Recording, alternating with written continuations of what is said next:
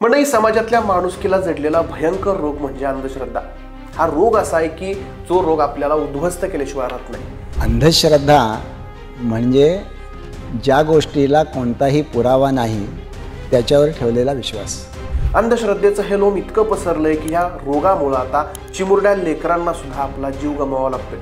रोज अशा भयंकर आणि दुर्दैवी घटना घडल्याचं दिसून येतंय। आज आपण अशाच 3 दुर्दैवी घटना बघणार आहोत, ज्या घटनेत मुलांना वैद्यकीय उपचार देण्याऐवजी पालकांनी त्याला बाबाकडे नेलं आणि त्या 3 मुलांचा मृत्यू झाला। दुसऱ्या घटनेत मावश्यांनी मिळून आपल्या बहिणीच्या 17 दिवसांच्या बाळाला निर्घृणपणे संपवलं, तर तिसऱ्या भयंकर घटनेत एका आईनंच आपल्या बाळाचा जीव घेतला। घटना वेगवेगळ्या असल्या तरी कारण एकच आहे, अंधश्रद्धा।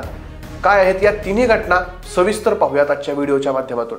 नमस्कार मंडळी, मी आशुतोष आणि तुम्ही पाहताय .com अर्थात कॅरी ऑन मराठी। मंडळी, जादू टोण्यामुळे आपली मुलं बरी होतील अशा गैरसमजातून अनेकदा आपल्या मुलांना गमावल्याच्या घटना आपण बघितल्यात। ही घटना आहे छत्तीसगड मधल्या गरियाबंद जिल्ह्यातल्या मैनपूर धानोरा या गावातली।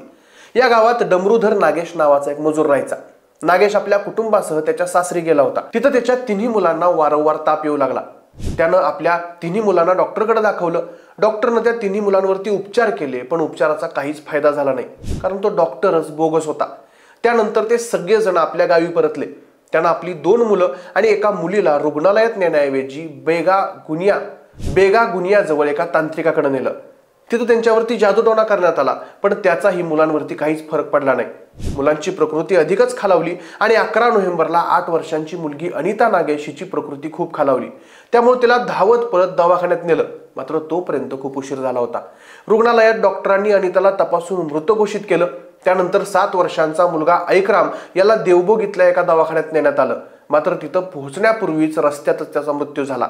तर 4 वर्षांचा मुलगा गोरेश्वर याला जंगलात बेगा इथं तांत्रिकाकडे नेलं, पण तिथं जाईपर्यंत त्याचाही मृत्यू झाला। जर या 3 लेकरांना तांत्रिकाकडे नेण्याआधी दवाखान्यात नेऊन चांगले उपचार केले असते तर कदाचित 3 मुलं वाचली असती। दुसरी घटना आहे जोधपूर कमिशनरेटच्या एअरफोर्स पोलीस ठाण्याच्या हद्दीतली 5 बत्ती परिसरातल्या नेहरू कॉलनी मधली माय मरोनी मावशी जोगो असं आपण वारंवार म्हणतो। मावशीचं आपल्या भाच्यांवरती जीवापाड प्रेम असतं, पण इथं मात्र सख्खी मावशी भाच्याच्या जीवावरती उठले। मिळालेली माहिती अशी की सुमन गरोदरपणासाठी आपल्या माहेरी आली होती। तिचे पती पूनमराम म्हणाले की 17 दिवसांपूर्वीच सुमननं एका गोड बाळाला जन्म दिला होता। बाळाचं नाव ठेवलं होतं प्रत्युक्ष। शुक्रवारी रात्री सुमन बाथरूम मध्ये असताना तिच्या 4 बहिणींनी या बाळाची हत्या केली। पूनमराम म्हणाले की माझ्या पत्नीनं शुक्रवारी 3:30 वाजता मला माझ्या मुलाच्या मृत्यूची माहिती दिली।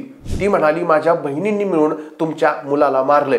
सुरुवातीला मला वाटलं की भांडणात मुलगा पडला असेल आणि असं घडलं असेल, पण नंतर मला समजलं की माझ्या मुलाचं तोंड दाबलं होतं, त्याचे हातपाय तोडण्यात आले होते।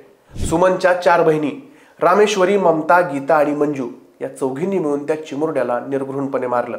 एका मावशीनं बाळाच्या अंगावरती उडी मारून त्याची हाडं तोडली आणि त्यानंतर सर्वांनी मिळून त्याचा गळा दाबला, त्याचा जीव घेतला।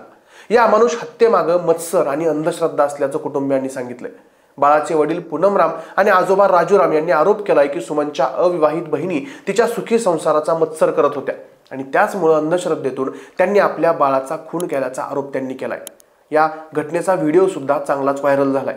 ही झाली दुसरी घटना। आणि तिसरी घटना आहे गुजरातच्या नवसारी जिल्ह्यातल्या बिलीमोरा गावातली। सुनीता, तिचा नवरा शिवकांत, सासरा इंद्रकांत आणि सासू सुसरी आणि सुनीता शिवकांतची 2 मुलं, एक 7 वर्षांचा आणि एक 4 वर्षांचा। सुनीता मूळची यूपी मधली, लग्न करून ती गुजरातला आली। आता घडलेली घटना अशी की तिचा पती शिवकांत टायफॉइडनं आजारी होता, त्याला दवाखान्यात ऍडमिट केलं होतं। गेले काही दिवस सुनीता या कारणामुळे अस्वस्थ होती। त्या दिवशी रात्री सासू सासरे शिवकांतला दवाखान्यातून डबा देऊन घरी माघारी आले। ते घरी येऊन त्यांच्या खोलीमध्ये जाऊन झोपले, पण सुनीताच्या डोक्यात मात्र वेगळंच काहीतरी चाललं होतं। ती त्यावेळी आपल्या पूर्वजांना मोक्ष मिळावा म्हणून कसली तरी पूजा करत होती। अंधश्रद्धेतून केलेल्या या पूजेचा भाग म्हणून तिनं आपल्या 2 मुलांचा बळी दिला। तिनं दोघांचाही गळा दाबून जीव घेतला। त्यानंतर ती सासू सासऱ्यांच्या खोलीत गेली। तिथं तिनं सासऱ्यांना मारण्याचा प्रयत्न केला, मात्र वेळीच सावध झाल्याने सासरे तिथून पळाले। त्यांनी शेजाऱ्यांना बोलावलं, तोपर्यंत सुनीतानं दाराला आतून कडी लावली होती।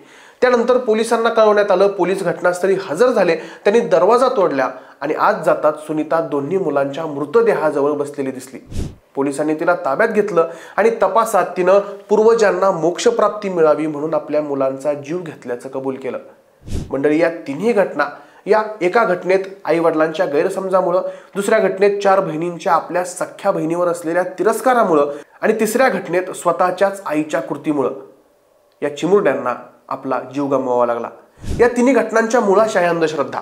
एखादी गोष्ट करण्यासाठी आंधळेपणानं, अलौकिक शक्ती, नशीब आणि जादूटोणा यावरती विश्वास ठेवून नको त्या मार्गाला लावणारी ही अंधश्रद्धा इतकी भयंकर आहे की पोटच्या लेकराला जिवंत मारण्यापर्यंत आपल्याला प्रवृत्त करते। या सगळ्या गोष्टींच्या पाठीशी कुठेतरी अशिक्षितपणा सुद्धा आहे।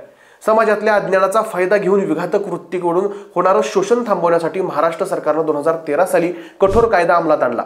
याचं संक्षिप्त नाव आहे महाराष्ट्र नरबळी आणि इतर अमानुष अनिष्ट अघोरी प्रथा व जादूटोणा प्रतिबंधक कायदा 2013। अंधश्रद्धा निर्मूलन समितीचे संस्थापक नरेंद्र दाभोळकर, श्याम मानव अशा सामाजिक कार्यकर्त्यांनी केलेल्या पाठपुराव्यामुळे शासनाला हा कायदा करावा लागला। मंडळी, अनेक वेळा भोंदू बाबा, अनेक प्रतिष्ठित व्यक्ती अशी काही वक्तव्य करतात की ज्यावरून या अंधश्रद्धेला खतपाणी मिळतं आणि तेच खतपाणी मिळू नये आणि असे हाकनाक बळी जाऊ नयेत यासाठी आपण सगळ्यांनी प्रयत्न केले पाहिजेत। अंधश्रद्धा मुळापासून काढून टाकायची असेल तर आपण विज्ञानवादी शिक्षणाचा पुरस्कार केला पाहिजे।